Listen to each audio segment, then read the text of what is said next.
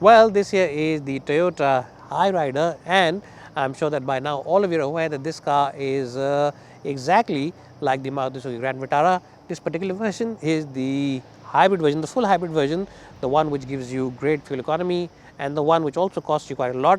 In today's video, I'm going to tell you all the positives, all the negatives about this car, because I've had this car for over a month now, almost 2 months actually, and I've driven it close to 1000 kilometers in those 2 months. The reason for that, of course, is that I have other cars as well in my long-term fleet.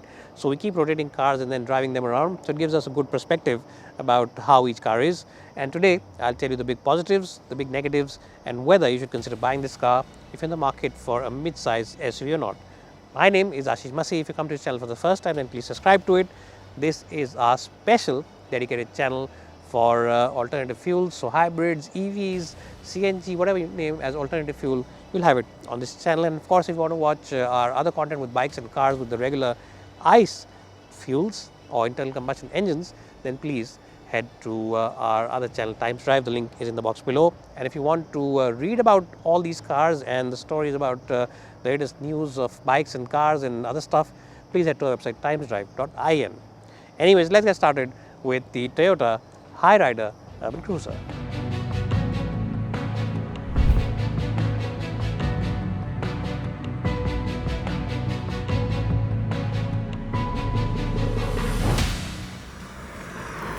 Well, so now I'm inside the cabin of the Hyryder, the front end of the cabin, and I have to say, in terms of the features, in terms of the overall look and feel, it's absolutely similar to the Maruti Suzuki Grand Vitara, because this car is based on that car, or they share platforms and stuff like that.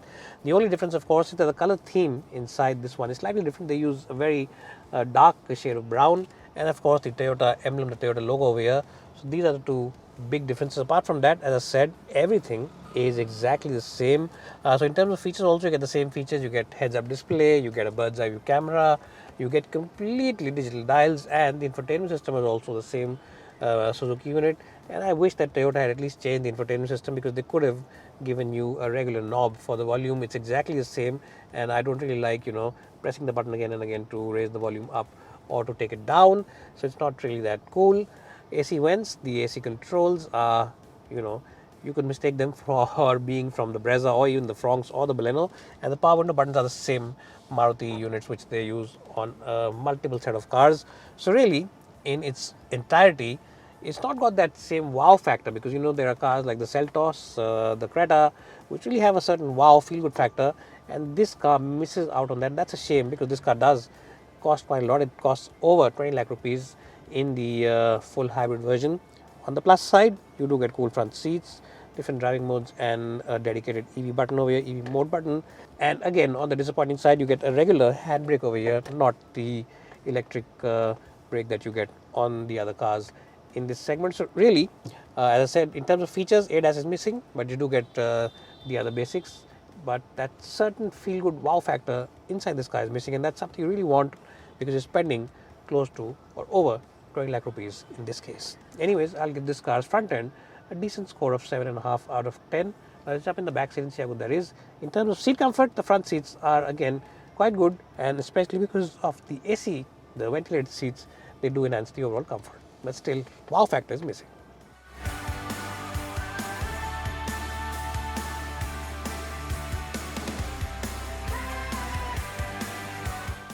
Well, so how is the backseat experience of the Hyryder and slash Grand Vitara? Because essentially it's the same car. Now I have to say that the seat scob is quite good, very comfortable. To be honest, you get AC vents and of course 2 USB charging points. So in terms of the basics, they've got them covered. But knee room, as you can see, isn't really the best. It's decent in isolation, but really compared to other rivals which offer slightly more space, is slightly behind. And also, if you see, I'm sitting a little up straight, and the reason for that is that the backrest angle doesn't go all the way back. It could have been a little more reclined. It's really inclined, and I think that's one reason why some chauffeur-driven customers might say that this car could have been slightly better for backseat occupants. But on the plus side, you do get an armrest, and of course you get a couple of beverage holders over there, and you also get 3 head restraints, which is something that is good, because you can easily accommodate 3 people at the back. But as I said, the backrest angle could have been slightly more reclined rather than being inclined. I'll give it a respectable score of 8 out of 10. Now let's see how the boot is, and then let's take this car out for a spin.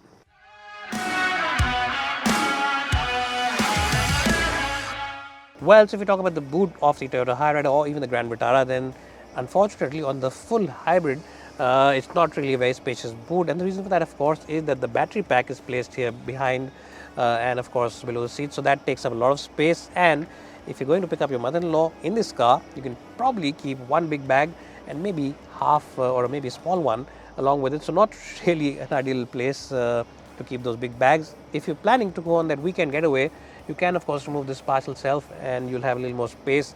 But yes, again, if you're really planning to buy a car for the big boot, then you'll be disappointed with the full hybrid version of the Toyota Hyryder, and that's another negative on this car. Anyways, now let's take this car out for a spin and tell you about the driving experience.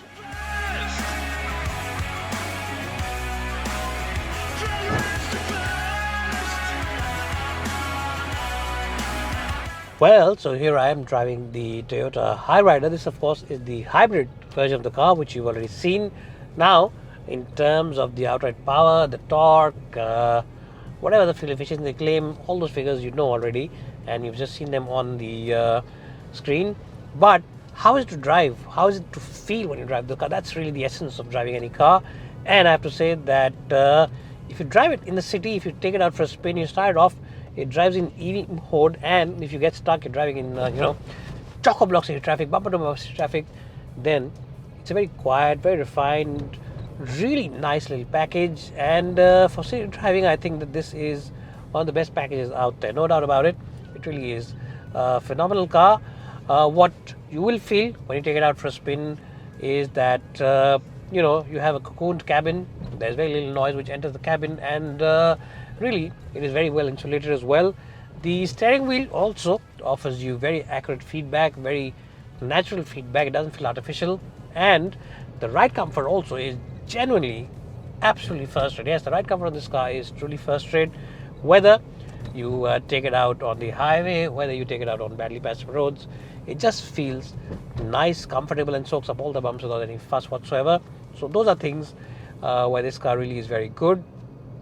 The only thing is that when you're on the highway and you really rev up the engine, you want to overtake, then you do feel a lack of power. It does feel like it is slightly underpowered, and you will want at least 15, 20, maybe even more bhp more, because you'll want to push the car and this car will just not go. And that is the time that you will feel like this car should have offered you a little more power and a little more feedback in terms of that ultimate acceleration experience. So in that sense, the diesel engine, which offers you better fuel efficiency on the Creta and the Seltos, is something which you will look forward to. But other than that, it really is good. The chassis really is very dynamic. A lot of people say that VW Taygun and also the Skoda Kushaq offer you very good chassis dynamics and stuff like that, and they're right, they do. But this car also isn't behind. It offers you very stable ride, it offers you very copacetic ride, and a very good and very dynamic chassis balance as well. Well, what else is there in terms of outright power delivery? This car is pretty responsive and also feels very good in driving it in the city. Just that the highway needs a little more power. Ride comfort is good, visibility is excellent, because a lot of people who buy these cars want very good visibility, front visibility, rear visibility, side visibility. Everything is good. It doesn't have ADAS features, but it does have that brilliant camera, that 360 camera, which gives you full visibility of the front and the back. And these are the things which make it a good little package. Just that could have been a little better in terms of outright power, and this would have been the total package, so to say. Anyways, if you guys have enjoyed watching this video, please give this video a like, please subscribe to this channel, and please do follow the team on social media. We've put our links in the box below. And if you want to read this story, then please go to timetodrive.in to check out all that we have to offer over there. Well, so should you consider buying the Toyota Hyryder, especially with the badge, the hybrid badge over here? Well, if you want total peace of mind, then this is a great package for you, because it's Toyota, and also it's very nice in terms of the driving bits, especially in the city. It's not got that fun to drive factor that some of its rivals offer, but even then it offers you a certain peace of mind factor and that cocoon factor inside the cabin. Now, if you want backseat space and if you want a big boot, then those things are also missing on this car.